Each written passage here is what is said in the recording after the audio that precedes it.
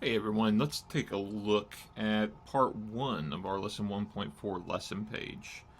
So, part 1 asks us first to read the first paragraph of the first day and respond to the following question. Based on the details and language in the first paragraph, how do you know that this is not just another ordinary day in a narrator's life? So, what I want you to do is open up to the first day, and I want you to read that first paragraph on your own. And I want you to go ahead and either underline or highlight the details and language in that paragraph that indicate that this is not just a normal, typical day. Again, just the first paragraph. Read the first paragraph, highlight what you need to from the details, and then come back here.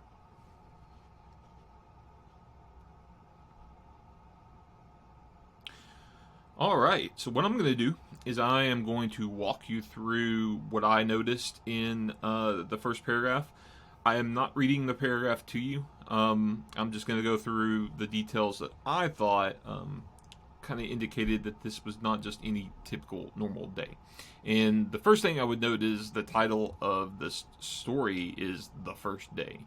So going into the first day, right off the bat, we have this reference to an otherwise unremarkable September morning. It's an otherwise unremarkable September morning, which kind of indicates the opposite, that this is, in fact, not normal, not a typical day. And the narrator goes on to point out that this is the very first day of school. So we find out, that the narrator is a girl. She's wearing a dress, so we can call her she from here on out. This is her first day of school. The next thing I noticed was that she says, "My mother has uncharacteristically spent nearly an hour on my hair that morning." So, again, that's an out of the ordinary type thing. I will go ahead and we know that as part of our annotation that we should be looking up words we don't know or unfamiliar words and vocabulary. We have this word plating. I don't really need to look it up just yet because we know it has something to do with her hairstyle. I'm not really confused by it. I'm just going to keep on keeping on. I also have this reference to Dixie Peach hair grease. I don't really know what hair grease is. It's not something I use in my hair or in my routine. Dixie Peach seems like it's maybe a brand. Again, I'm not really confused by it, so I'm just going to skip over it and keep on going. So the next thing I notice is again, coming back to the hairstyle, we do get this word plaits in bolts. We know it's down at the bottom. Plaits is braids. So we know plaits refers to braiding. Her mother's braiding her hair. And she says, uncommon, that this is, her hair is being put into uncommon sturdiness that will last until I go to bed at night. Something that has never happened before. Okay, so her mom has spent so much time on her hair.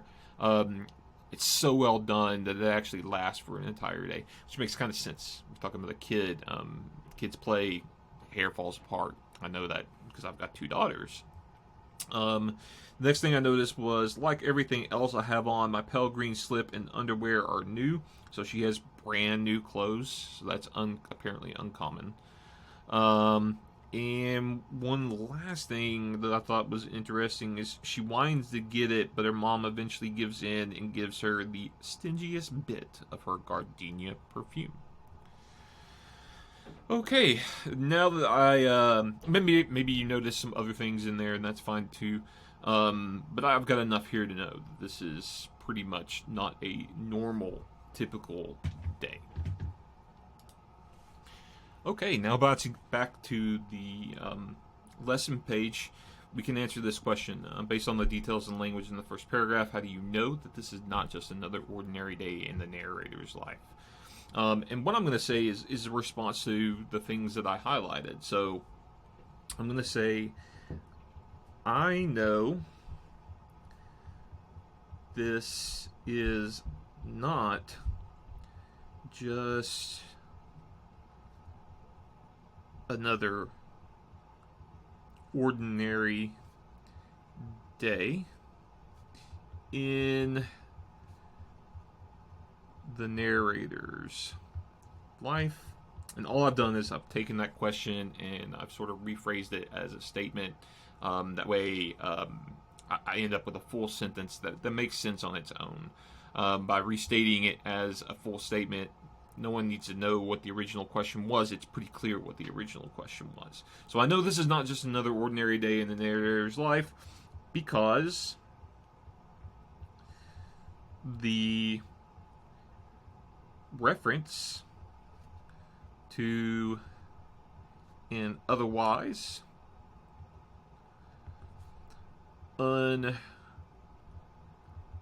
whoops, I need the quotation marks there. Otherwise unremarkable day sets us up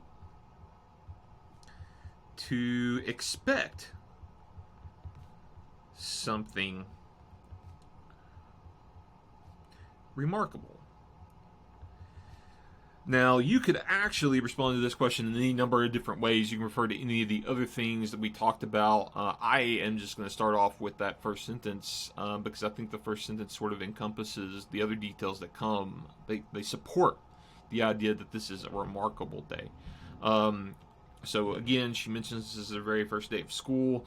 Her mother's spending an abnormal amount of time on getting her hair ready. She's got new clothes, some perfume. She's ready to go and impress on this first day of school. Okay, so let's look at the rest of the directions for the first day, and pay close attention to what I'm asking you to do. It says read the rest of the first day twice. So it actually wants us to take a look at this story twice, which is sort of an expectation we have for something called close reading. It really requires us to read through the story all together, especially when it's short, pretty easy to do, and then go back and fill in, really think about it a little more deeply. So during our first reading, we're going to highlight or underline, if you don't have a highlighter, all of the "this is my mother" moments, specific instances when the narrator announces definitive moments that capture the essence of her mom. Remember, of course, this is about characterization. Explain what specific details reveal about a character. And by finding the "this is my mother" moments, there are clear statements about who this character of the mother actually is. And that's actually how the statements start. That you will see, quote unquote, "this is my mother." I'll go ahead and give you a hint. There are 4 of them. One of them is phrased a little differently. So be on the lookout for that one that doesn't necessarily start off with "this is my mother," but it says something like very, very close. Okay, so those are the main things we're looking for. Of course, we circle and define unfamiliar words and phrases that create confusion. And if it's not confusing, we can come back during the second read and define them. What that means is if it's a word you don't know, but you can pretty much get the gist of what the sentence says, go ahead and circle it. You can come back to it later and define it. If it's confusing at that moment, you need to go ahead and define it before you move on. Pondering questions, underline text that causes you to consider a pondering question. Remember, those are questions that don't have a definite answer. They're kind of open-ended. Go ahead and write those questions down in the margin as well. So PQ and then whatever that pondering question is so you don't forget it. Same with clarifying questions. Come across something that you're kind of confused about what something means. Go ahead, underline the text that's confusing you, and ask that clarifying question in the margin, and then you can attempt to answer it in your second read. Because remember, if something's kind of confusing, it's either because you missed something or because you just haven't come across the actual answer yet. And if you miss something, you can catch it maybe in your second read, And if it's still yet to come, of course, you can answer it a little bit later when you actually come across the answer. Finally, we have a whole new symbol, BK. Now, in the introductory lesson for this, I taught you a lot about some specific elements to Black culture that are going to be relevant to the story. I titled that section Background Knowledge, and that's what BK stands for. So BK, what we're going to write here, so there is some space for you to write this because this is brand new to you, is called background knowledge. And background knowledge is the holy grail of annotation. Background knowledge are the connections that we're making to our lives. So we're reading a story and we go, oh yeah, that reminds me of this that happened to me. Or background knowledge is something that you connect maybe to your knowledge of the world. Like you go, oh yeah, I remember learning about that, 5th grade, or maybe you're learning something else in the class right now and you go, hey, I learned about that. That is also background knowledge. Background knowledge can also be knowledge that you, or connection you make to a whole other text, a whole other story, maybe something you've read, or even something you've seen in like a television show or a movie or something like that. But it is the holy grail. It's how we make sense of the world, is to knowledge we have about that world. Stories, movies, shows, music don't make sense to us unless we can connect it to something else we already know.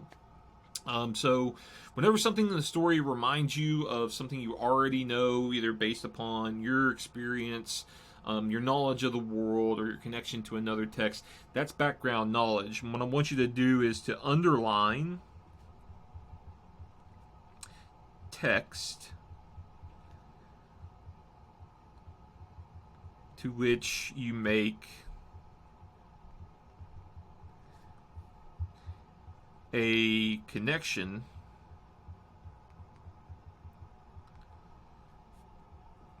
to your own life, the world, or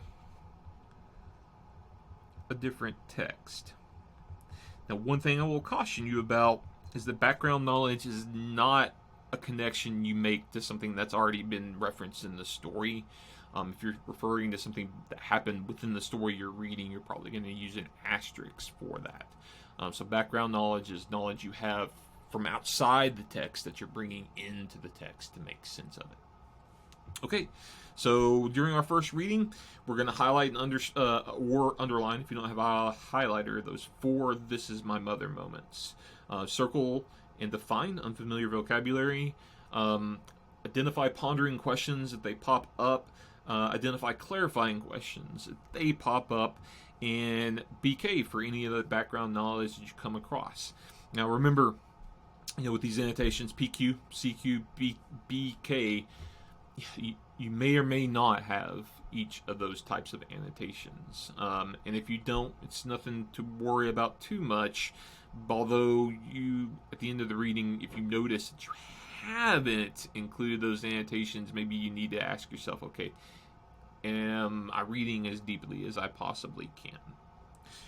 Alright, so that's our very first reading. And during the second reading, what I want you to do is go ahead and start using those asterisks and making sure you've got marginal notes for each of your symbols, anything you've underlined in the text. Using the asterisk and the marginal note to capture your explanation of the significance of the "this is my mother" moments. Okay, it's a direct statement of characterization. What does that "this is my mother" moment actually reveal about her mom? And then note anything else you think is important and include a marginal note for why you think it's important. And again, at the end of that second reading, everything that you've underlined or highlighted in the text should have some sort of marginal note. You can listen to the actual author, Edward P. Jones, read the text.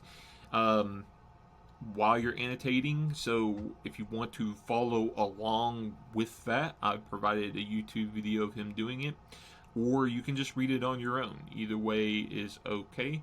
But once you are done reading and annotating, you can come back and watch my video where I'm going to show you what I noted in the text.